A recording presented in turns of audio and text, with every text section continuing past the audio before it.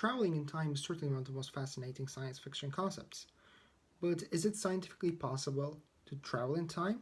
We'll explore it using Einstein's special theory of relativity. Special relativity says that the faster a particle moves in space, the slower this particle moves in time. Let's assume that Rick and Nick are twin brothers. On a mission to Mars, Nick leaves the Earth to go to an exoplanet, and Rick remains back on Earth stationary. During his trip, Nick travels at 90% of the speed of light, or 270,000 kilometers per second.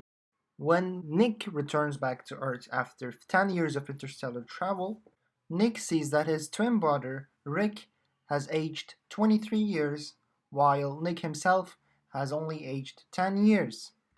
So, did Nick actually travel in time? If so, how was this possible scientifically? What you see here is called a light clock, and it has a very simple mechanism. A light beam is reflected between two mirrors, up and down, and this reflection, this journey of the beam of light up and down, is called one tick tock. However, when a stationary reference frame looks at or observes a moving object, they will see the image on the right. They will see that the path of light of the light beam is extended, which means that a tick tock lasts a longer time in this moving object relative to the stationary observer, which is all the people on Earth.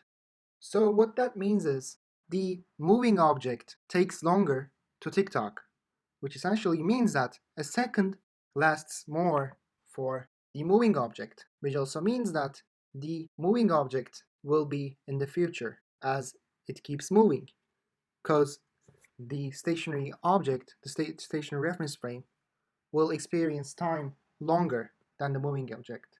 Let's take a closer look at the math behind this explanation. What you see right here is a very popular time dilation equation. It consists of t, t final is equal to t initial times gamma factor, which is 1 over square root 1 minus v squared over c squared. So from this, one can definitely say that as an object speeds up, or as an object is moving, the inside of the square will decrease. So will the denominator. And divided by our initial time, the time of the reference frame, the t final, which is the time of the moving object, will increase, which will then mean that a tick-tock will last longer. In other words, Nick really did travel in time.